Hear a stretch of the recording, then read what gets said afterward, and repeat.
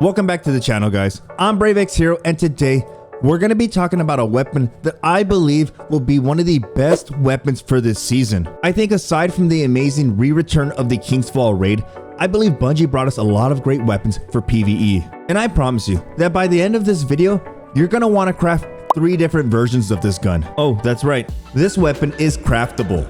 But if you're only here for the gameplay loop of this weapon and how it synergizes well, you can find that timestamp down below. Before we get into the video, if you're new to the channel, and I know a lot of you are and you're finding me for the first time, do me a favor and click that subscribe button, and don't forget to turn on all notifications. But with that, let's get into the weapon for today. The weapon we're looking at today is Brigand's Law. This is a rapid fire frame sidearm for the energy slot, and it comes in ARC, which is great because ARC 3.0 just got released and this weapon pairs extremely well with it. But what if I told you that there's more to this weapon? More to this weapon than its amazing perks. Now I know there's a lot of people out there who are anti-sidearm. Shoot, I was one of them. I never thought a sidearm would be this deadly in PvE. Now before we get into the perks of this weapon and what makes it synergize so well with ARC 3.0, let's talk about how to acquire this gun and craft it. If you're looking to craft Brigand's Law, you need 5 red border boxes of this weapon just to unlock the frame. Now there are several ways to acquire red border frames of Brigand's Law. For starters, you can head over to the star chart and just purchase it if and only if you have it unlocked. This will give you a chance at a red border box. Now if you feel like playing the lottery, you can always buy a Weapons of Plunder Umbra engram. Keep in mind that you have 6 different weapons that you can acquire. That's not even considering that you have to get a red border box of this gun. So it is kind of like playing the lottery. Now there are several other locations that you can acquire this gun. You can head over to the Expedition playlist, and if you get lucky, it might be an endgame drop for you. Or you can head over to the playlist Catch Crash.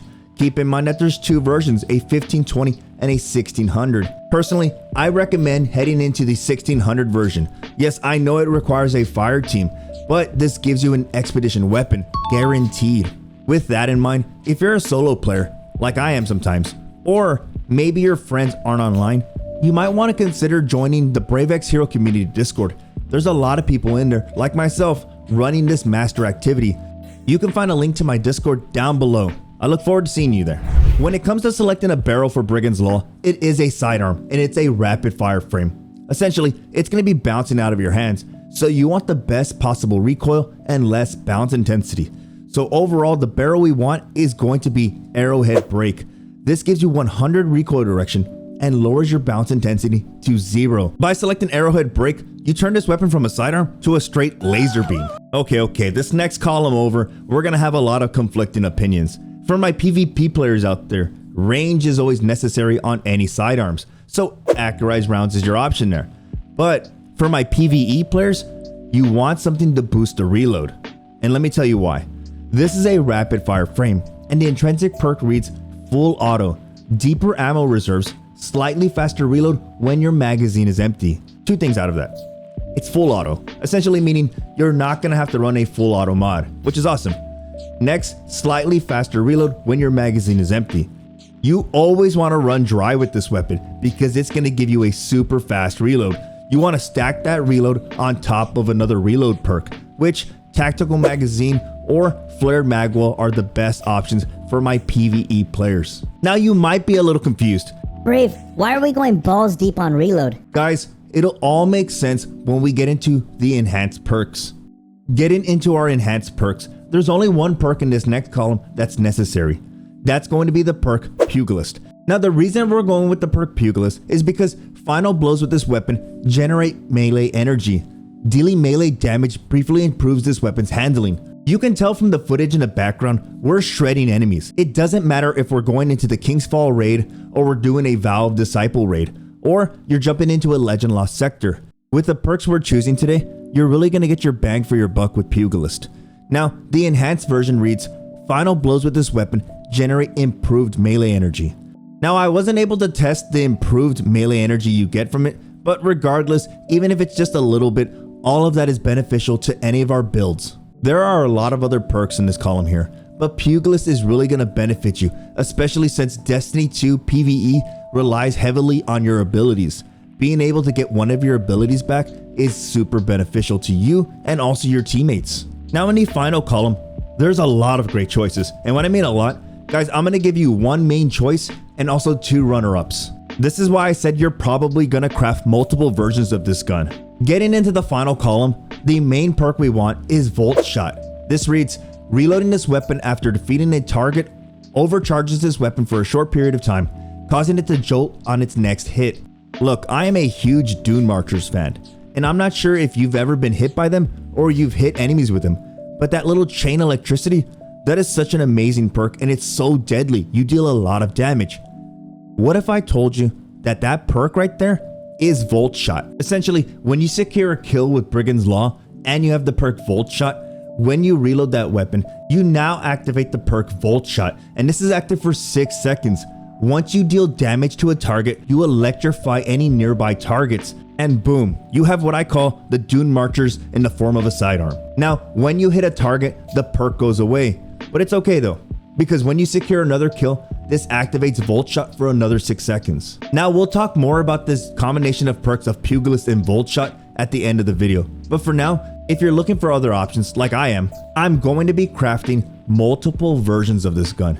For starters, you can always go with the perk Demolitionist. That's right, by going with the perks Pugilist and Demolitionist, every kill you secure with this sidearm is going to charge your melee and grenade ability, which is a great combination for anyone looking to maximize any of their builds on any subclass.